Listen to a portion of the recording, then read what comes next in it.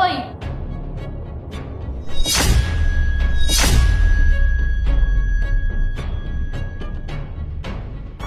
আমরা পার্টিতে যাব, এই খাবারগুলো নষ্ট হয়ে যাবে, তার থেকে ভালো তুই নিয়ে যা, তোর কাজে লাগবে। ঠিক আছে মেম সাহেব।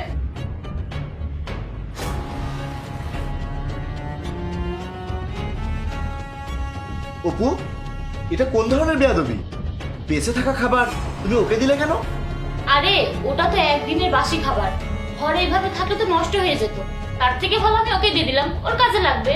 আরে এটা তুমি কি বলছো?